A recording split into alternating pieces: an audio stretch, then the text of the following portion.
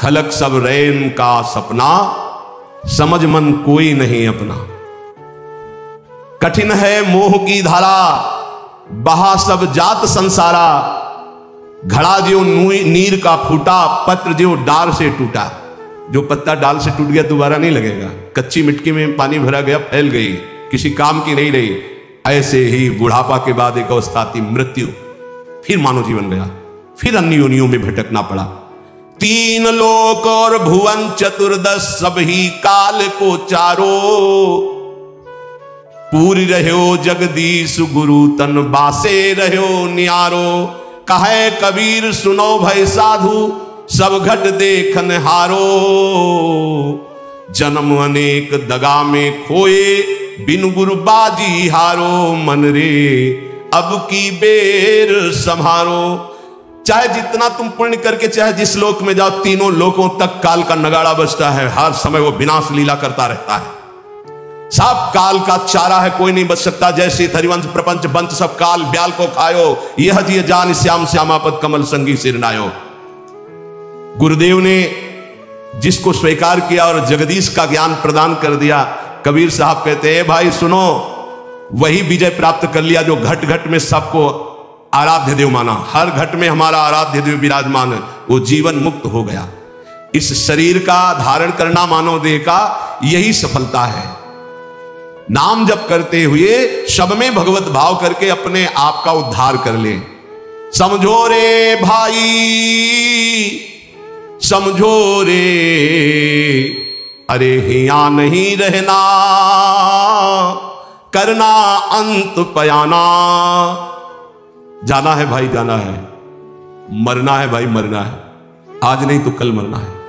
गंदे विषय सेवन करके नहीं, भगवान नाम जप करके, अच्छे आचरण करके, भगवत प्राप्ति करके मरना है। यदि हम इस मनुष्य शरीर से भगवत प्राप्ति नहीं कर पाए तो हमारे दुख का अंत नहीं होने वाला। प्रेम भक्ति की रीति समुझ कर हित सो राम रिझावे। गोविंद के कौतुक गुण लीलाता को ध्यान लगावे। सेवा सुमिरन बंदन अर्चन नौधा सो चित लावे। अब की अवसर भलो बनो है, बहुरी दाव कब पावे। भजन प्रताप उतरे भव सागर, उर आनंद बढ़ावे। साधुन की संगति को साबुन लेकर, ममता मैल बहावे। हे भाई, बिना प्रेम भक्ति के भगवान की प्राप्ति कठिन है। गोविंद के चरणारविंद का आश्रय लेकर नाम जप करते हुए जो लीला गाते हैं, अर्चन बंदन करते हैं, नौधा भक्ति करते हैं, उनके हृदय में प्रेम लक्षणा भक्ति जागृत होती है। ये प्रेम लक्षणा भक्ति साधु संग से आती है। साधु संग रूपी ऐसा साबुन है कि ममता रूपी मैल धुल जाता है, और जहां मन ममता रूपी मैल से रहित हुआ तहां प्रेम प्रकाशित हो जाता है। प्रेम प्रकाशित होने में जो बाधा है, भक्ति करते हुए और साधु संग करते हुए भी यदि प्रेम प्रकाशित नहीं हो रहा, तो ये कुछ बाधाएं इसमें वर्णन की गई हैं। ध्यान से सुन लो और इनको कभी करना नहीं तो प्रेम भक्ति जरूर जागृत हो जाएगी। पहला, आहार दोष। ध्यान में बैठा लो या लिखते जाओ। आपको साधु संग मिल गया है, नौधा भक्ति कर रहे हैं, लेकिन प्रेम नहीं प्रकट हो रहा है। जैसे आप वृंदावन धाम वास कर रहे हैं, सत्संग कर रहे हैं, नाम कीर्तन कर रहे हैं, प्रेम नहीं प्रकाशित हो रहा है, तो इन दोषों को देख लो आपके अंदर है क्या। पहला है आहार दोष। आहार दोष, बुरी कमाई से जो अन्न आता है वो बुद्धि को भ्रष्ट कर देता है। इसीलिए हम आकाश वृत्ति से जीते हैं। आकाश वृत्ति, हमारे पास वही अन्न आएगा जो श्री जी पास करेंगे नहीं, हिम्मत नहीं किसी के यहां रख दे। यहां शासन है सहचरियों का। यहां ऐसा नहीं कि कोई पापात्मा आवे और आके गड्डी रख के चला जाए, ऐसी हिम्मत नहीं, उसके कदम नहीं उसके अंदर प्रवेश कर सकते। यहां शासन है, अव्यक्त शासन है। अगर यहां 100 रुपया कोई रखता है तो मेरी लाडली जी से प्रेरित होकर रखेगा, अन्यथा नहीं। इसीलिए दो प्रकार से हमारा भोजन चलता है। एक तो ब्रजवासियों की टूक मांग के आते हैं, और दूसरा आकाश वृत्ति से जो आता है, बिना मांगे, बिना इशारा किए और बिना किसी प्रकार का सम्मान दिए। ये नहीं कि आप अर्थ देने वाले हो तो आपको एकांत में बुलाकर जयमाला पहनाई जाए, जय हो आपकी, आप बिल्कुल नहीं, और हो सकता है कि आपको कटु वचन सुनने पड़े और फिर आप रखो, तो तुम बहादुर नहीं, लेके जाओ। लक्ष्मीपति जिनके सेवक हैं, उनके सेवक हैं, इसलिए हर अन्न का कण पवित्र होगा यहाँ का। हमारी स्वामिनी के द्वारा प्रेरित जो आता है वो हृदय से स्वीकार है, इसलिए कहीं भी किसी भी तरह का इशारा, दान पेटी, कोई ये सब नाटक कि भाई यहां इतने भरो, कहीं कोई अगर कोई बाहर कर रहा है तो नौटंकी नाटक करके अर्थ एकत्रित करने वाला वो अपराधी माना जाएगा। इस पूरे राधा केली कुंज के भागवतिक विधान में किसी भी तरह के अर्थ का प्रवेश नहीं है। हम भिक्षुक हैं, हमारा भरण पोषण स्वामिनी से होता है। किसी के हृदय में ऐसे किया, स्वामिनी जी के आगे चढ़ गया, उसी से बिजली का बिल, उसी से उदर पोषण होता है। और ये हम इसलिए नहीं सुना रहे कि तुम चढ़ा देना, हम तो कसम खवाई सत्संग में कि जिनको ये लगता हो कि मेरे द्वारा चलता है, तुम्हें इष्ट की कसम है, यहाँ चवन्नी मत चढ़ाना। हम देखते हैं अपने स्वामी को, तुम्हारे से हमारा नहीं चलता, हम स्वामी से देखते हैं जिनसे अनंत ब्रह्मांड, तुमने सहयोग किया था ब्रह्मांड बनने में, क्या अनंत ब्रह्मांड एक संकल्प में बन गए, उनके हम दास हैं। तो जो अधर्म की कमाई से, अधर्म की कमाई कैसे होती है? जहां हमारा धर्म कहता है कि ये नहीं लेना चाहिए, हम उसे लेते हैं। जहां हमारा धर्म कहता है ये नहीं करना चाहिए, उसे हम करते हैं और फिर वो अर्थ लेते हैं। कई तरह के अधर्म की कमाई होती है। इसको हमने देखा है भ्रमण के समय में। जैसे कहा जाता है कि आपका ब्लैक व्हाइट हो जाएगा, ऐसा हमने नहीं कहीं पढ़ा, शास्त्रों में नहीं पढ़ा, संतों से नहीं सुना। धर्म से 10 रुपया कमाओ, 4 रोटी बनाओ, 1 रोटी में 4 टुकड़े कर लो, 3 में तुम पाओ, एक गाय को दे दो, कौआ को दे दो, एक भिक्षुक संत को दे दो, एक ऐसे डाल, कोई जीव जंतु खा ले, इसे कहते हैं। वो तुम्हारा धन और पवित्र हो गया। पापाचरण करके आओ, 1 लाख में 10,000 दो, नरक जाओगे, क्योंकि वो 10,000 जो खाएगा उसकी बुद्धि भ्रष्ट हो जाएगी। आहार दोष। जब द्रौपदी जी और महाराज युधिष्ठिर और भगवान श्री कृष्ण भीष्म पितामह को घेरे हुए प्रश्न उत्तर हो रहे हैं, तो बहुत शास्त्र का ज्ञान दे रहे हैं, बहुत हजारों प्रश्नों के उत्तर भीष्म पितामह जी ने दिए। तो जब धर्म का उपदेश कर रहे थे तो कहा रुको पितामह, ये वही बुद्धि है उसी महापुरुष की जो सभा में बैठा था, मुझे वस्त्रहीन किया जा रहा था, मैं चीख चीख के पूछ रही थी क्या ये धर्म है? उस समय ज्ञान तुम्हारा कहां चला गया था जो आज ज्ञान उपदेश कर रहे हो? तुम मुस्कुराए और कहा बेटी तुम्हारा प्रश्न धर्मयुक्त है। वो सब बह गया, 6 महीने बाणों की सैया पर वो खून बह गया है। इस समय मैं शुद्ध हूं, जो प्रश्न करोगे ठीक धर्मयुक्त उत्तर होगा। उस समय पापी दुर्योधन का अन्न खाने से मेरी बुद्धि मलिन हो गई थी। उदाहरण दिया कि एक परमहंस जी जंगल में कंदमूल फल खाकर रहते थे। एक दिन राजा की दृष्टि पड़ी, श्रद्धालु था, साष्टांग दंडवत की, महाराज महल पधारिए और अपने चरणामृत से, चरण रज से महल को पावन करें और प्रसाद पाए। मना कर, हम तो कंदमूल फल खा चला। दूसरी बार फिर आया, तीसरी बार फिर आया, मन में आया चलते ठीक है। राजा बहुत प्रसन्न हुआ, आदर के साथ ले गया, महारानी ने स्वयं बनाया, महाराज संत भगवान ने पाया। अब जब जंगल में आए तो मन नहीं लगा भजन में, कहां सूखे कंदमूल फल और कहां रसीला वो भोजन राज परिवार का और रानी के हाथ का बना। अब तो अच्छा दृश्य देखने की इच्छा नहीं होती हो, गुलरी पाकर यही फल जंगली। बस अब ये इंतजार था कि राजा आ जाए, निमंत्रण दे दे। अन्न का प्रभाव, राजा आया, संकल्प ऋषि का, महाराज वो पहले बार में कि हाँ वो तो आप बड़े भगत हो, एक बार जाके हमने देख लिया, बड़ी श्रद्धा है। दोबारा गए तो प्रसाद बना रही थी रानी, तो दृष्टि गई हार पे, हार श्रृंगार उसमें रखा हुआ था, पेटी से खुल अपनी झोली में डाल लिया, बैठ गए, प्रसाद पाया, चले आए, झोली टांग दी। सायंकाल रानी जब श्रृंगार के लिए बैठी तो देखा और पेटी खाली, हार नहीं। तो उनका महाराज यहाँ किसी चोर का प्रवेश है नहीं, आपके वही सन्यासी जी जो आए थे वही ले गए। बोले ऐसा नहीं, वो तो बहुत त्यागी बैरागी, वो हार क्या करेंगे? बोले हमारी दास दासियां, निजी दास दासियां, ये कहीं बाहर नहीं जाती हैं, तो ये क्यों चोरी करेंगे? इनका और कोई है नहीं, ये तो हमारी सेवा में रहती है। राजा को भी पक्का प्रमाण लगा कि संत, पर उन्होंने कहा नहीं, हमारे संतों की अवहेलना होगी, आप इस शब्द मत उच्चारण करो, मैं दूसरा बनवा देता हूं। 2, 4, 5 दिन वो उपवास किए संत भगवान, तब उन्होंने जंगल से फल लाने की सोचा, झोली में हाथ डाला तो देखा वो हार। उनका ये हार कैसे आ गया? ओ मैंने चोरी की, ये कितना निंदनीय मेरी बुद्धि हो गई, कैसे मैं निकृष्ट हो गया। हार लिया और ऐसे मैं चोर हूं, मैं चोर हूं, वहीं से कहते हुए राज दरबार में मैं चोर हूं। महाराज उतरे, दंडवत किया, कहा महाराज आप चोर नहीं, मैं चोर हूं, मैंने हार चोरा। बोले महाराज मैंने परीक्षा के लिए आपकी झोली में डाला था और उनको ऐसे ले गए कि सभा को कहीं ये ना लगे कि संत ऐसे होते हैं। एकांत में ले गए और बोले महाराज आप ही चोरी करने वाले, आप ही ईमानदारी से वापस लाने वाले, मेरी समझ में नहीं आया।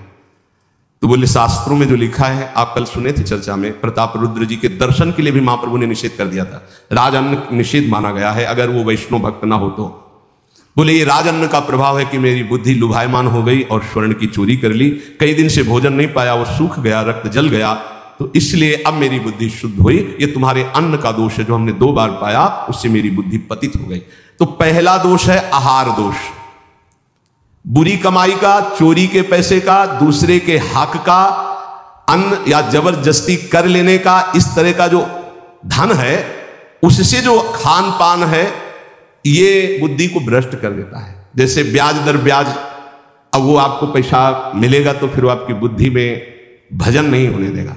संकल्पित अन्न मिलेगा, कभी किसी का ऐसा दिया हुआ साधक को या गृहस्थ बट रहा है हलवा, भूखे मर रहे हो, ऐसे हाथ फैला दिए, तुम गृहस्थ हो, वृंदावन आए हो, एक दिन उपवास कर लो, थोड़ा सा कुछ लेकर पेट में डाल लो जो तुम्हारा धर्म की कमाई के, दूसरे का हलवा मत खाओ, मान लो हमारी बात, सारी बुद्धि नष्ट हो जाती है, सुकृत नष्ट हो जाते हैं।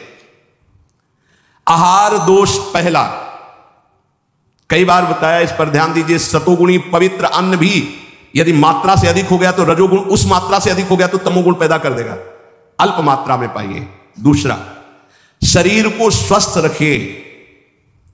शरीर को स्वस्थ रखने के लिए, ब्रह्मचर्य पुष्ट रखने के लिए परिश्रम युक्त सेवा अत्यंत आवश्यक है, जिसमें पसीना चुए। यह दिनचर्या आज की नहीं है जो आप देख रहे हो कि 1:30 बजे उठते हैं, तो आज की नहीं, यह जीवन की दिनचर्या है। सूर्य उदय होते होते परिक्रमा वृंदावन की हो जाती थी, अपनी रात्रि में उठे, 45 मिनट व्यायाम, 48 मिनट प्राणायाम, छड़ी उठाई, पूरे वृंदावन की परिक्रमा एक सांस में।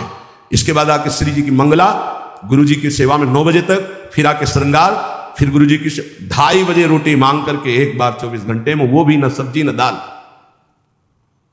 ऐसे थोड़ी भगवत मार्ग की निरंतर भगवदाकार वृत्ति प्राप्त की जाती है। अस्वस्थता ये भी बाधक है, जब तक वृत्ति भगवदाकार ना हो जाए। अगर भगवदाकार वृत्ति है तो कोई फर्क नहीं पड़ेगा, भगवदाकार वृत्ति नहीं है और आपको केवल ऐसे ही नकली वो करके अल्ट्रासाउंड ऐसे और आपको बता दिया जाए कि आपकी किडनी थोड़ा दोष युक्त हो रही है, भजन करके दिखा देना, डिप्रेशन में पहुंचने लगोगे। पक्का समझना, शरीर स्वस्थ, चित्तवृत्ति प्रभु में लगा लोगे। शरीर अस्वस्थ है और चित्तवृत्ति भगवदाकार नहीं हुई तो इसी में कराओगे, पक्की बात समझ लो।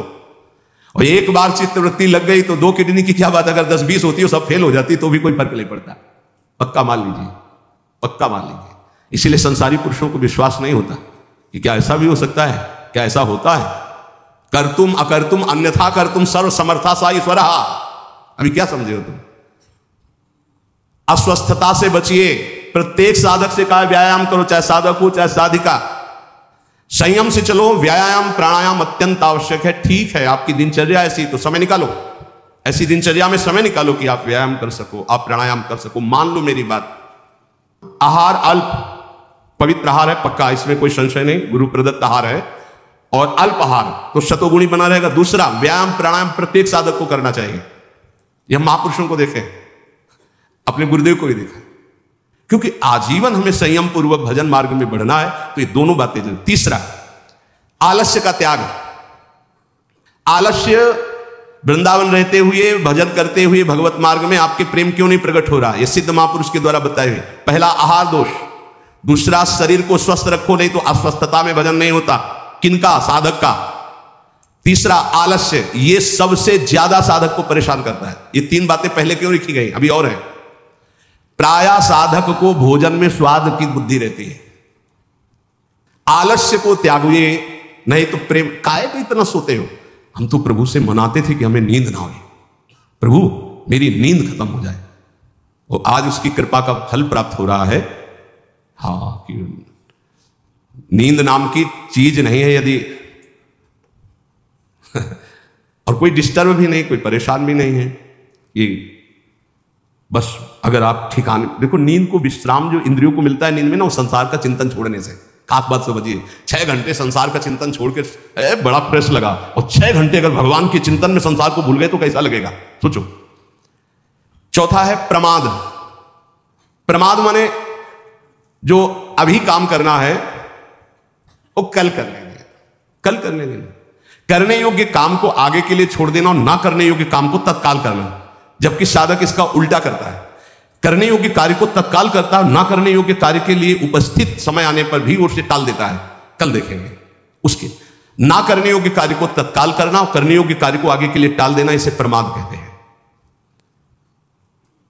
पुरुषार्थहीनता, जैसे कुछ लोग ऐसे कहते हैं कि अरे वो जब आपकी कृपा होगी तो सब हो जाएगा। हाँ, आकाश से उतरेगी कृपा।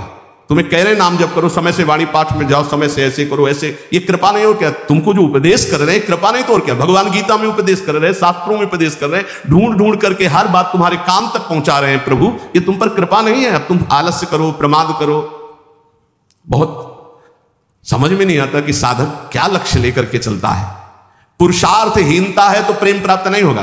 पुरुषार्थ युक्त रहो, एक क्षण भी बर्बाद मत करो, कबहू काल वृथा नहीं जाए, इस पर ध्यान दीजिए। समय बर्बाद मत कीजिए, 1 मिनट आपका बहुत कीमती है। फिर छठवां, अश्रद्धा। श्रद्धा किसे कहते हैं? गुरु और शास्त्र के वाक्य को यथावत बिना विचार किए पालन करना, उसे श्रद्धा कहते हैं। इसके बिना सिद्धावस्था नहीं होती, इसके बिना परम शांति नहीं मिलती। श्रद्धावान लभते ज्ञानम तत्परा संहितेन्द्रिया ज्ञानम लब्ध्वा परम शांति मचिरेणादि गच्छति। श्रद्धावान ही ज्ञान को प्राप्त होता है, ज्ञानी ही अपनी इंद्रियों को संयम में रखता है, इंद्रियों को संयम में रखने वाला ही परम ज्ञान परम शांति को प्राप्त होता है। प्रथम हृदय श्रद्धा जो करे, सेवकवाणी प्रथम हृदय श्रद्धा जो करे, आचार्यजन जाय अनुसरे जहां जहां हरिवंश के, तब बात बनती है। भवानी शंकरो बंदे श्रद्धा विश्वास रूपिणो याभ्याम बिना न पश्यन्ति सिद्धा स्वांता। कह रहे हैं ऐसा करो, बिल्कुल नहीं सुन रहे, तो क्या है? अश्रद्धा। ये तुम्हें प्रेम प्राप्त नहीं होने देगी, ये भगवदानंद की अनुभूति नहीं होने देगी। कैसे कैसे? अगर आप वचन रूपी लक्ष्मण रेखा के अंदर रहोगे तो माया रूपी रावण तुम्हारा हरण नहीं कर पाएगा, तुम्हारी बुद्धि रूपी सीता का अपहरण नहीं कर पाएंगे। राम जी वरण कर लेंगे बुद्धि रूपी सीता का, श्याम जी वरण कर लेंगे। भीष्म पितामह अंतिम समय कहते हैं, हे श्री कृष्ण मेरी कुंवारी बुद्धि को स्वीकार करो। आज तक इस बुद्धि को कभी किसी ने स्पर्श नहीं किया, ये बुद्धि कुंवारी है, वरण कर लो इसको। लेकिन हमारी बुद्धि का तो अपहरण हो गया, विषयों ने अपहरण कर लिया है। क्यों? क्योंकि हम गुरुदेव की वाक्य रूपी लक्ष्मण रेखा के अंतर्गत नहीं रहे, हम रेखा क्रॉस कर गए, अश्रद्धा कर ली, उनकी आज्ञा नहीं मानी, अवहेलना कर दी, कुतर्क। नहीं, ऐसा कैसे हो सकता है? बहुत विचित्र गुरुजनों की वाणी में सामर्थ्य होती है। कभी गुरु की वाणी पर अविश्वास करके कुतर्क नहीं करना चाहिए। अधैर्य, अगर उपासक में धैर्य नहीं है तो प्रेम प्रकाशित होने में बाधा पड़ जाएगी। बड़ी समस्या आ गई है, बड़ी नहीं, धैर्य पूर्वक टिके रहो। अच्छा, ये कभी हमारे हृदय में गुरु प्रताप से नहीं आया कि किसी का आश्रय ले ले, या कहीं चले जाए, या कहीं पूर्व जीवन में कोई फोन कर दे, या किसी को इशारा कर दे, बस ये था कि अब मरना है और धाम में भगवत चिंतन करते हुए मरना है। धैर्य से कभी विचलित ना हो। अगला है अनिश्चय। यह बहुत साधकों में पाया जाता है। एक दिन गुरुदेव भगवान ने कहा, जब साधक घर से निकलता है तो उसका वैराग्य अग्नि के समान होता है, उसे ज्वाला की तरह रोज बढ़ना चाहिए। उसका वैराग्य शीतल क्यों हो जाता है, ठंडा क्यों हो जाता है? उसका वैराग्य तो प्रतिदिन और तेजस्वी होना चाहिए। उसका कारण है अनिश्चय। सुख सुविधाएं भोग मिले और जीवन बढ़िया कट रहा है। जीवन काटने के लिए नहीं, जीवन मिटाने के लिए हम आए हैं, अस्तित्व मिटाने के लिए आए हैं। हमारा निश्चय है कि प्रिया प्रीतम की प्राप्ति के लिए हर भोग को छोड़ना है और प्रभु को प्राप्त करना है। वैरागी वही है जो समस्त भोगों के बीच में रहता हुआ भी भोग स्वीकार नहीं करता, केवल अपनी दिनचर्या और भगवत प्राप्ति के हेतु जीने के लिए केवल उसको धारण करता है। ऐसे बहुत से संत अपने। अभी एक उपासक बच्चा है, पूछा, तुम्हारी बनियान में रंग लगा है, रंग वाली बनियान क्यों पहने, दूसरी पहन लो ना। जैसे आपकी आज्ञा पर काम चल रहा है ना अभी शरीर के, नहीं बदल, वैसे जैसे आपकी आज्ञा पर काम चल रहा है ना, हाँ ठीक है, जाओ, अच्छा लगा। धैर्य से वैराग्य की पुष्टता, काम चल रहा है ना, अच्छा। अनिश्चय हमारे हृदय में जब होता है तो हमें भोग गिरा देते हैं। हमारा निश्चय क्या था? हम प्रभु की प्राप्ति के लिए जानबूझकर समस्त भोगों का त्याग करते हुए सच्चिदानंद रस में स्थित होंगे, फिर हम क्यों डिग गए? इसका मतलब हमारे निश्चय में कमी थी। अनिश्चय, हमारा निश्चय था कि हम अपमान को सहेंगे, हम निंदा को सहेंगे, हम तिरस्कार को सहेंगे, हर कष्ट सहेंगे, पर हे नाथ आपको प्राप्त करेंगे, आपका भजन करेंगे। कहां गया वो निश्चय? थोड़ी सी कोई अपमान की वृत्ति आई, हम गुस्सा हो गए, थोड़ा सा तिरस्कार हुआ, हम परमार्थ छोड़ दिया, थोड़ा सा कोई भोग आया, हम भजन छोड़ दिया, भोग में राजी हो गए। कहां गया हमारा निश्चय? इसका मतलब अनिश्चय है हमारे हृदय में, लक्ष्य का निश्चय नहीं है। संशय, पता नहीं भगवान में सुख है कि भोगों में सुख है, पता नहीं इस मार्ग से भगवान मिलेंगे कि नहीं मिलेंगे, पता नहीं जिनके सहारे भगवान की प्राप्ति कराएंगे कि नहीं कराएंगे। कई तरह संशयात्मा विनश्यति, वो भ्रष्ट हो जाएगा, गिर जाएगा। असंयम, ये बहुत खास बात है। असंयम साधक को नष्ट कर देता है। संयम से रहो। आपसे कई बार प्रार्थना की सत्संग में कि यदि आप 2 चपाती पाते हैं तो उसी के अनुसार कितना भी अच्छा भोजन उतने लीजिएगा। आपका भोजन का संयम होना चाहिए, आपके शयन का संयम होना चाहिए, आपके दिनचर्या का पूरा नियमावली होना चाहिए। संयम नियम साधना में चाहे गृहस्थ हो चाहे विरक्त हो, बहुत बड़ा इनका योग है। असंयम नहीं है, कभी मनाया तो 7 बजे जग गए, कभी मनाया 5 बजे जग गए, कभी मनाया 1 बजे जग गए, ऐसा नहीं होना चाहिए। असहिष्णुता, सहनशीलता ना होना, साधक के प्रेम प्राप्ति में बाधक लक्षण है। हर बात को सहन कर जाओ। सहनशीलता, सहत सहत बाढ़े भगति गृह तन गुरु हित दा। अपवित्रता, कई बार इस पर चर्चा हुई है। आजकल बड़ी अपवित्रता के चांस हैं, जैसे शौचालय और बाथरूम एक ही में सब है, प्रायः ऐसा ही है। कुछ लोग उसी में लघु शंका करते हैं, बैठकर पूरे अपवित्र हो जाते हैं। अगर शौच वाला वो स्पर्श हो जाए तो जितना स्पर्श हो जाए वो कपड़े सब धोने चाहिए। कुछ लोग तो बैठ के ही लघु शंका उसमें करते हैं, बनने को बोले हाथ धो लिए बस हो गए, पूरे अपवित्र हैं। वैष्णव पद्धति उसे स्वीकार नहीं करती। कैसे महापुरुषों का दिन। कल दर्शन किए जब प्रसाद पा रहे थे वो वृद्ध वैष्णव, ऊपर के वस्त्र हटाकर नीचे की, कितना पवित्र पवित्रता। ये मुख में कुछ खाए जूठे चल रहे हो, कैसे तुम्हारा मंत्र सिद्ध होगा। खड़े खड़े लघु शंका कर ली, छिट्टी पैरों में पड़ रही, कैसे मंत्र सिद्ध होगा। बहुत सावधानी की जरूरत है। उपासक चाहे गृहस्थ हो या विरक्त हो, हर समय पवित्र रहता है। अपवित्रता ये सिद्ध नहीं होने देती, साधन को सिद्ध नहीं होने देती, ध्यान रखना। कुछ भी खाने की वृत्ति ऐसी ना रखो जो प्रियालाल को भोग नहीं लगाया आप पा रहे हैं। बाजार में खाने वाला तो साधक हो ही नहीं सकता। हम ये कह रहे हैं कि यदि आप बहुत ही गृहस्थ में हो और आपका मन कर रहा है कि भाई आज हम नमुक चीज पाए, तो आप पहले ये जांच करो कि जहां से ले रहे हो पवित्रता का विधान वहां है कि नहीं तो बहुत अपवित्र रहता है। आप अच्छे से समझ लीजिए। अब वो पदार्थ फिर लेके श्री जी को भोग लगाओ जो पवित्र हो, फिर पा लो तो चलो ठीक है। वही बाजार में खड़े खड़े खाना पीना ये साधक या वैष्णव का लक्षण नहीं है। ये भारी अपवित्रता है जो तुम्हारे भजन में बाधा पहुंचा देगी। मान लीजिए, हाथ जोड़ के कहते हैं, क्योंकि प्राय अब इस पर छूट है। पवित्रता पवित्रता बहुत सावधानी से। जैसे आप माला जब करें, आपको लघु शंका लगी है तो अपनी माला को गर्दन के पीछे कहीं ऐसे फंसा लीजिए उच्च भाग में, और बैठकर लघु शंका कीजिए। जहां पानी की व्यवस्था हो या आप अपने पास पानी रखिए, फिर पवित्र होइए। अगर ऐसा है कि जल नहीं है तो रज से कर लीजिए, रज से हाथ धो लीजिए। जब तक पानी न मिले, आसमान न कर लो, तब तक माला नहीं, ऐसे नाम जप करो। ये अपवित्रता भगवत प्राप्ति में बहुत बाधक है और लोग इसको मानते ही नहीं है। कोई बिरला पवित्रता का निर्वाह करता नहीं मान। कौन भ्रमण में लघु शंका के लिए कमंडल रख रहा है? अब वीआईपी पना हट जाएगा। प्रायः दंड कमंडल, साधु का प्रसिद्ध सोटा लंगोटा, ये सब प्रसिद्ध है। काछ वाच मन निश्चल राखे, धनि धन जननी तेरी रे।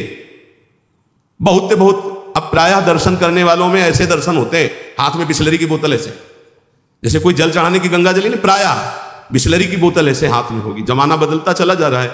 और या स्मार्ट मोबाइल हाथ में होगा। कोई भले आदमी तो ऐसे मिलते हैं कि मोबाइल से ऐसे वीडियो दाहिने हाथ से बना रहे हो, बाएं हाथ से ऐसे कर रहे हैं। बाएं हाथ से किसको किया जाता है जानते हो? शत्रु पक्ष को। जब राजाओं के यहां दुश्मन का दूत जाता था तो बाएं हाथ से सलूट करता था। तब पता है कि दुश्मन का दूत आया, इसलिए बाएं हाथ से करता था। तो आजकल नए बच्चे हो जानते हैं नहीं, तो मोबाइल से शूट कर रहे हैं ऐसे, बाएं हाथ से ऐसे कर रहे हैं। या भगवान के सामने या भगवत भक्तों के सामने, चलो आपके हाथ खाली नहीं, वीडियो बना रहे हो तो नेत्रों से कर लो, बाएं हाथ से काहे को? दुश्मनी काहे को मोल ले रहे हो? बहुत बड़े के दरबार में हो, बहुत बड़े के पार्षद है, वो हर समय देख रहे हैं। आप क्या समझते हो हम अकेले चलते हैं? नहीं, बोले 10-20 साथ चलते नहीं, इनकी बात नहीं कर रहा। एक कदम भी ऐसा नहीं जिसमें हमारी महारानी जी न चलती हो। ये जो छोटे छोटे नवजात शिशु जो ये सब, ये जानते हो महारानी जी के प्रताप का आशीष लेने आते हैं। हमारा कुछ नहीं है, हमारे आगे आगे चलती है हमारी महारानी जी। हम उनकी दासी, उनके पीछे चलती है, आगे वो चलती है। ये जो फूल बरसते हैं ना, ये महारानी जी के चरणों में बरसते हैं। ये जो फूलों के पावड़े बिछे होते हैं ना, मेरी स्वामिनी जी के लिए। अगर ये मेरे लिए लगते ना तो कब का बंद करवा देते, आप ये भी समझ लो। मेरी महारानी जी के दर्शन के लिए कोई नाचता है, कोई रोता है, पूरी भीड़ में सैकड़ों रोते हैं, तो हम उनकी आंखों की तरफ देखते हैं कि मेरी प्रिया जी का कृपा प्रसाद इनकी, भले किसी भाव से। मेरी महारानी जी तो बड़ी रिझवार है ना, हाँ बड़ी रिझवार। कितने के अंतिम बन गए, अंतिम बन गए, समय अंतिम बन गए। क्योंकि उनको तो समझ में नहीं आ रहा है ना, वो तो केवल देख रहे हैं बाबा, लेकिन बाबा के आगे जो चल रहे हैं उनका प्रताप चल रहा है। आप समझते हो ना, किसी के आगे इतना नहीं होता जो आप देख रहे हो। ये महारानी जी के आगे होता है, किसी और के आगे नहीं होता। यहां कोई संत प्रताप उदित नहीं है, ये महारानी जी का प्रताप उदित, राधा प्रताप। जो प्रसिद्धि और पुजवाने की इच्छा रखता है उसे प्रेम प्राप्त नहीं होता। प्रेम प्राप्ति में बाधक अपनी प्रसिद्धि और पुजवाने की इच्छा नहीं। अपने इष्ट में चित्त को लगा दो। तो सेवक जी महाराज कह रहे हैं, बिस्तर है सब जग विमल कीरति, साधु संगति ना टरे, बास वृंदा विपिन पावे, श्री राधिका जो कृपा करे। अपने आप जगत में विमल कीर्ति का विस्तार हो जाता है जो प्रियालाल में चित्त जोड़ता है। अपनी पुजवाने की इच्छा, मान की चाह, ये प्रेम नहीं प्रकट होने देती। अगला, किसी से भी घृणा, जैसे कोई भी किसी भी तरह का है, किसी भी धर्म का है, कैसे भी आचरण करने वाला है, अगर वो हमारी महारानी के दरबार में आता है तो उसको हम भगवान की तरह आदर करेंगे। उसको एक जैसे हम सबका आदर करते हैं ऐसे उसका आदर करेंगे। किसी से भी घृणा नहीं। त्रिभुवन में ये तो पक्का समझ लीजिए, किसी से भी घृणा नहीं। घृणा शब्द भक्त के हृदय में नहीं होता, किसी से भी घृणा नहीं। द्वेष, अजात शत्रु भक्त होता है। अगर द्वेष है तो प्रेम प्रकट नहीं हुआ। अद्वेष्टा सर्वभूतानां, किसी भी संसार में एक भी से भी अगर द्वेष है, दुश्मनी है, तो भगवत प्राप्ति में बाधा हो जाएगी। अजात शत्रु, तुम्हें गाली दे, सर झुका लो, वो तुमसे द्वेष मान रहा है, तुम उससे द्वेष कभी मत मानो। जब दिखाई दे तो नेत्रों से प्रणाम करो। और निर्दयता, ये प्रेम में बाधक है। कभी किसी के प्रति कठोर व्यवहार वाणी के द्वारा, मन के द्वारा, तन के द्वारा ना करे। दुराग्रह, ऐसा होना ही चाहिए, ये कभी हट ना करे। जोई जोई प्यारो करे, सोई मोहि भावे। ध्यान रखिए, दुराग्रह कभी प्रभु से भी ना करे कि नहीं प्रभु इतना तो होना ही चाहिए, गुरुदेव इतना तो होना ही चाहिए। नहीं, जोई जोई प्यारो करे, सोई मोहि भावे। चपलता, जल्दीबाजी, चांचल्यता, ये साधक में नहीं होनी चाहिए। गंभीर स्वभाव, जो कार्य करे बहुत ठीक से करे। एक साधक अपनी सेवा में है, उनसे आप कोई भी जल्दी काम को नहीं करेंगे। कार्य दे दो, छोड़ दो। अगर पात्र मार्जन करना है तो जब वो मार्जन करके निकले बाहर तो आप देख लेना निर्दोष हर पात्र चमकता हुआ मिलेगा। अगर आप कह दो 5 मिनट में करो तो नहीं करेंगे। जो सेवा दोगे वो सेवा होगी, पर सांगो पांग होगी, उन्हें छेड़ो मत। वो अपने आप पूरा नाम जप करते हुए एकदम पोछा लगाना छोड़ दो, उसे बोलो मत, बस सेवा दे दो। वो आराम से पूरे भवन में पोछा लगा कर शांत, उसे छेड़ो मत। अगर ए जल्दी करो तो पोछा रख दो, खड़ा है, आप छेड़ो मत, सेवा दे दो। तो जब वो सेवा में होते तो हम कह देते उसको छेड़ो मत, वो अपनी सेवा पूरी सांगो पांग करेगा पर उसे छेड़ो मत। ऐसा ही उपासक का स्वभाव होना चाहिए। हम जिस कार्य में लगे सांगो पांग उसमें लगे, गंभीरता पूर्वक लगे, जल्दीबाजी नहीं, चांचल्यता नहीं। ये प्रेम प्राप्ति के लिए आवश्यक है। परनिंदा सुनना, परनिंदा करना, पर चर्चा करना, ये प्रेम में बहुत बाधक है, कई बार चर्चा हो चुकी। और बाहरी वेशभूषा बनावटी नहीं होना चाहिए। इसकी भी चर्चा हुई है कि बढ़िया क्रीचदार कपड़े, कोई बड़े उपाधियुक्त महात्माओं की बात अलग हो तो गुरुजन है, आचार्य है, लेकिन साधक के लिए बात कह रहे हैं। वेशभूषा बहुत शांत रखनी चाहिए, जो गुरु प्रदत्त वेशभूषा है। और जब तक वस्त्र शरीर धारण करने योग्य की रक्षा कर रहा तब तक बदलना नहीं चाहिए। बहुत परमाणु होते हैं वस्त्रों में, जैसे ऊपरी अचला है ये तो वर्षों चलेगा, बदलने की जरूरत नहीं। जैसे आपको मिल रहा है तो आप रोक सकते हो, उड़ाया जा रहा है आप औरों को उड़ा दीजिए, मेरे पास है, बहुत कृपा। ये जरूरी नहीं कि सबको उड़ाया जा रहा है तो हम ले रहे हैं। जैसे भेंट है, वस्त्र है, अगर वो सम्मान के लिए आपको दिया जा रहा है, आपको आवश्यक नहीं है तो आप हाथ जोड़ सकते हो, प्रसाद दे दीजिए, ये नहीं। इससे आपकी भक्ति बढ़ेगी और गुरुजन आप पर प्रसन्न होंगे। ध्यान दीजिएगा, अगर वस्त्र है और आपको उड़ाया जा रहा है तो आप ऐसे रोक दीजिए, हमारे पास दैन्यता हमारे पास है, आगे जरूरत होगी तो हम आपसे याचना कर लेंगे, जितने से काम चल जाए उतना। बनावटी बाहरी वेशभूषा और शास्त्रार्थ, ये प्रेम में बाधक है। वो तो कोई विद्वान करता है, अपने लोग तो है ही नहीं, शास्त्रार्थ करने लगे क्या है। तो शास्त्रार्थ तो विद्वानों का विषय है, पर किसी भी विषय में तर्क वितर्क नहीं करना चाहिए, मौन का आश्रय लेके हट जाना चाहिए। अगला, शरीर के आराम की चाह। यहां जो लिखा है वो ध्यान, शरीर आराम तलब, ये जीवन में नहीं लेना चाहिए। कुशासन में लेटते थे पूरे वृंदावन में, कुशासन कभी नहीं। ये जो पूर्व में जानते हैं बिजली कटी हुई जीवन था, बिजली नहीं, सीधे प्रकृति का वार शोर, हरिशरणम हरिशरणम। और मनोरंजन, बोले 4-5 घंटे तो सत्संग और वाणी पाठ हो गया है। अब वो वाला मोबाइल टच वाला कौन सा कहते हैं, स्मार्टफोन, अब उसमें, अब हमको तो सब बातें आती नहीं, सीरियल कहते हैं कि क्या कहते हैं वो जो देखते हैं, हाँ उसमें करके सीरीज, हाँ वही। अब एकांत में मनोरंजन सीरीज में देखोगे आजकल की जो है ना, पहले रामायण महाभारत जैसे, अब ऐसी सीरीज है कि आपके भजन को नष्ट कर देंगे, आपके चिंतन को नष्ट कर देंगे। इसलिए प्रार्थना है कि जितने भी साधकों के पास, वैसे तो सबके पास है नहीं जो सेवा में है, और जो भी गृहस्थ जन है, ऐसी चीजें मत देखो जो आपके भजन में बाधक हो। अगला है कुसंग, ये भजन करते हुए प्रेम नहीं उत्पन्न होने देंगे। चलो अब थोड़ी देर निकलते हैं चल के, और बातचीत और ऐसे कुसंग ना होने पाए। जाके संग कुमति मति उपजय करत भजन में भंग तजोरी मन हरि विमुखन कुसंग। साधना के प्रतिकूल साहित्य का स्वाध्याय करना, आपकी साधना है प्रेम के प्रतिकूल स्वाध्याय करना, प्रतिकूल सत्संग सुनना। प्रतिकूल भी सत्संग होता है, हाँ अब हमारा चल रहा है दासो हम का, हमें सुनाया जाए, हम ब्रह्मास्म का तो प्रतिकूल तो हो ही गया। इष्ट मिले और मन मिले, मिले भजन रस रीति, तहां निसंग कोहे मिलिए तासो की जय प्रीति। गुरुजनों का तिरस्कार कर देना, ऐसा होता है। कौन बार बार खड़ा होए, इनको तो 10 बार आना है आए। गुरुजन चाहे 100 बार पधारे, 100 बार प्रणाम, 100 बार खड़े हो गए, ये आराधना है। अरे तो बोलते ही रहते हैं, रोज ही प्रवचन करते हैं, क्या माने।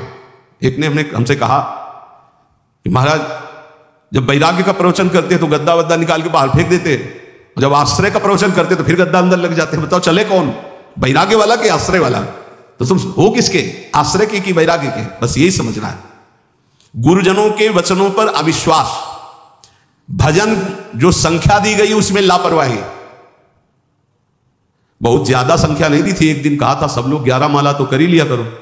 वो ईमानदारी से बताओ बेईमानी कितनी है इसमें? 11 माला मात्र नहीं, अगर कर रहे हो तो ठीक है वैसे तो, पर 11 माला की संख्या कितने लोग पूरा करते हैं अपना देख लेना भैया। जो नियम दिया गया उसमें लापरवाही नहीं होनी चाहिए, बस ये बात देख लो। जो विशेष सेवा में लगे हुए रात दिन, उनको भी युक्ति बताइए कि तुम्हारा कैसे पूरा होगा। लेकिन जिनको समय है उनको 11 माला संख्या तो करनी ही चाहिए, निज मंत्र की, शरणागत मंत्र की। और लक्ष्य के प्रति लोभ ना बढ़ा करके धन के प्रति लोभ आ जाना भगवत प्राप्ति, प्रेम प्राप्ति में बड़ा बाधक है। या साधन करते हुए अहंकार आ जाना, ये भी भगवत, साधन ठीक चल रहा है सब लेकिन अहंकार आ गया तो भगवत प्रेम नहीं होगा। जो वैराग्य मार्ग में है, ब्रह्मचर्य का खंडन करना, या गृहस्थ में संयम युक्त गृहस्थ धर्म का सेवन ना करना। विपत्ति आ गई तो घबरा करके परिवार वालों की शरण में चले जाना विरक्त के लिए। विपत्ति आ गई तो भगवान का आश्रय छोड़कर किसी धनी मानी की बात शरण में चले जाना। चाहे गृहस्थ हो चाहे विरक्त, भगवान के सिवा अन्य आश्रय नहीं। नरसिंह मेहता, प्रहलाद जी, मीरा जी, बड़े बड़े भक्तों के चरित्र पढ़ो, किसके पास गए? हरि शरणम। हर विपत्ति नष्ट, हरि स्मृति सर्व विपद विमोक्षणम।